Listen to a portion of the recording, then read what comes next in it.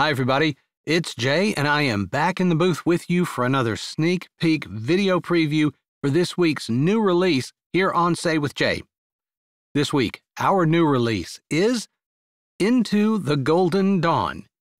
It's book 5 in Jessie Gussman's Raspberry Ridge Sweet Beach romance series, and I've got more about the story and a live preview reading for you in just a bit, but as Jessie often does, she's included a dish within the scope of this story, and, as we often do here, thought it might be fun to make that for you in another segment we like to call Cooking with Jay. Today, we're making Crispy Parmesan Carrots. So let's take a look at our ingredients. You probably have most, if not all of these in your pantry right now. As always, don't worry about trying to capture these in real time. I'll have the ingredients and the instructions in the description of this video down below. So to start with, you're going to need 6 medium carrots, peeled and cut into 2-inch pieces. If they're larger, say, than the size of your finger, then you want to also cut them in half lengthwise.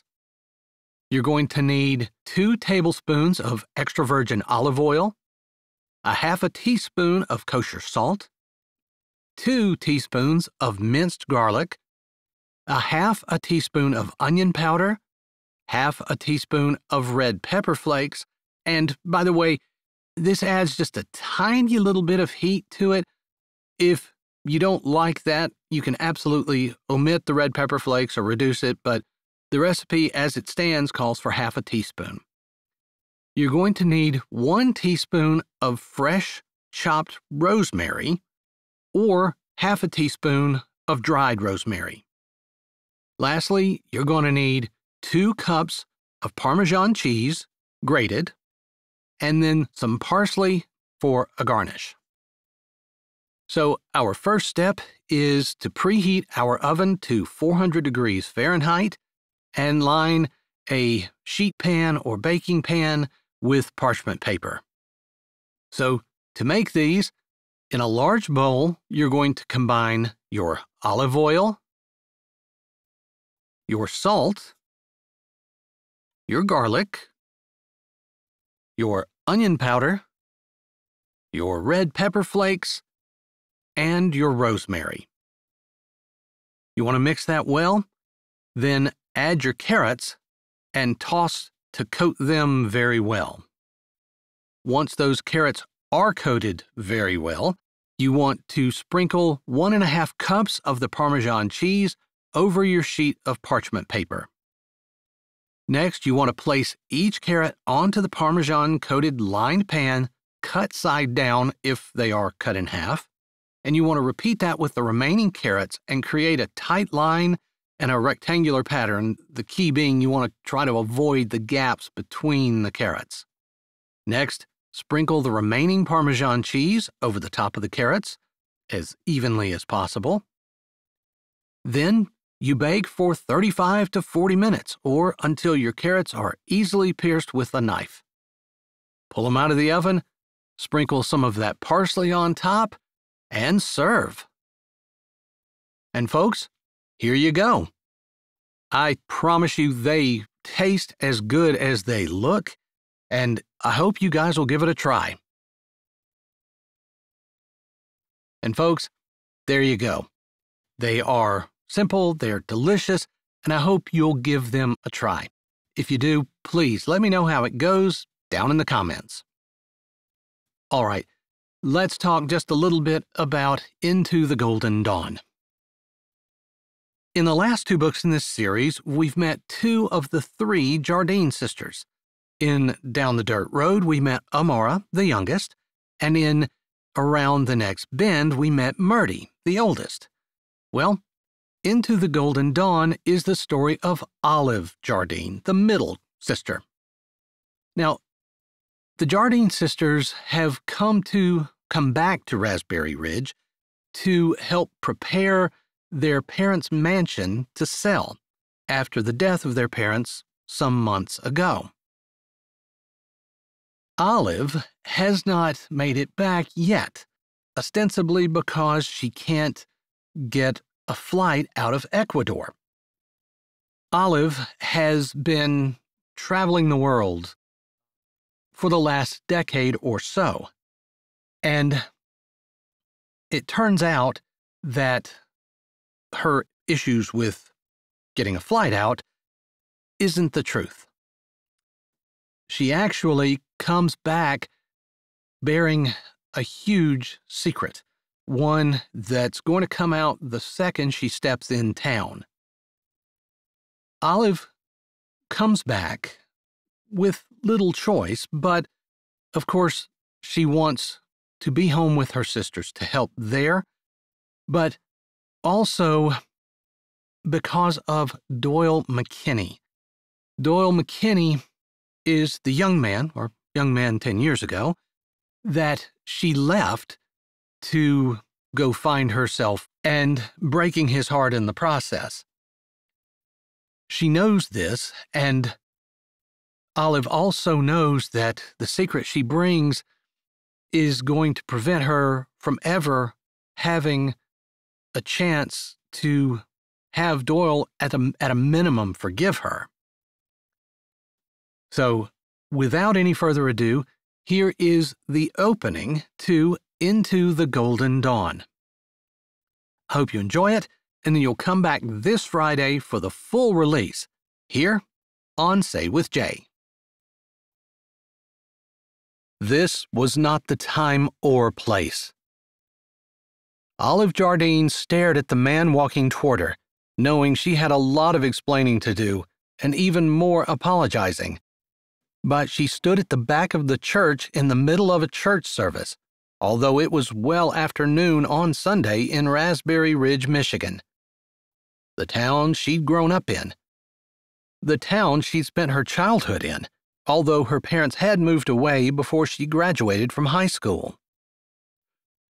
Doyle McKenny, the man who had almost reached her side, was part of the reason she hadn't been back in years.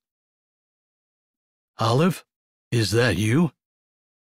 Olive swallowed hard. There was amazement on his face, but there was also a hint of the hurt that she'd inflicted.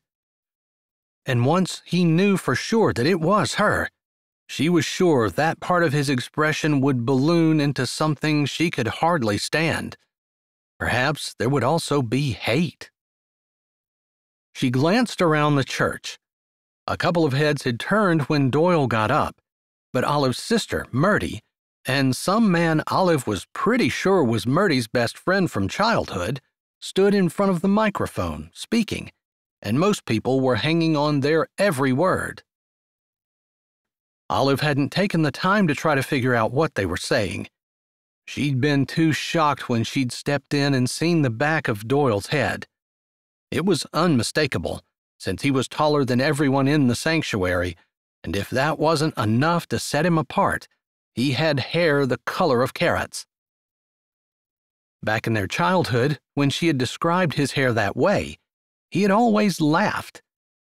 It hadn't bothered him a bit, even though originally Olive had said it as an insult, since Anne, from Anne of Green Gables, had been so upset about the comparison.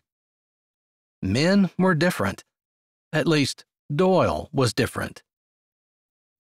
She hadn't realized how different, maybe special was a better word, until she had traveled the world a little.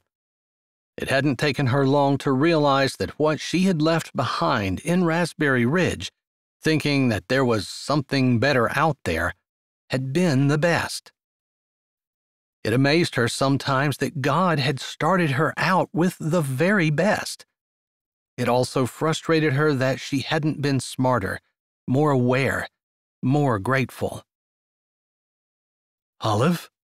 Doyle said again, and she realized she hadn't answered him. "Not now," she said, more because she didn't know what to say than because she couldn't have told him she wanted to go out and talk. She met his eyes again, deep, deep green, and felt the inexpressible shiver that went up and down her spine. His eyes narrowed, but his gaze didn't move away. She allowed her eyes to linger for just another moment, noting the square jaw, the sharp nose, the laugh lines at the corners of his mouth and eyes that didn't used to be there, before she turned, hooking her arm in the handle of the car seat and straightening back up. Her eyes shifted back to his once more, even though she didn't mean for them to, and she caught the surprise, betrayal, the hurt. She had hurt this good man badly, and yet he had come to her, not with anger, but with curiosity and maybe even forgiveness. But now, seeing the baby she held, the open expression in his eyes closed, and his gaze became guarded. "Yours?"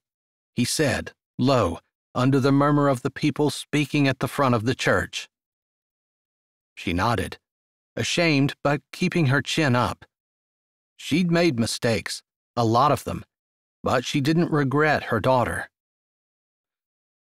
Maybe she regretted the circumstances, regretted the decisions that led her to Ecuador and all of the things that happened there, but she could never regret her little girl. Doyle nodded curtly. Then, rather than turning and going back to his seat, he murmured, "Excuse me," and then walked around her and went silently out the back door. She wanted to follow him, wanted to explain, to beg forgiveness, to make things right between them, but she wasn't sure that was possible. Hi, this is Jay, and thanks for listening. If you're ready for another great audiobook, here's one we think you might like. Or check out the playlist with all our latest releases. Don't forget to subscribe to Say with Jay, give this video a thumbs up, and tell us what you liked in the comments.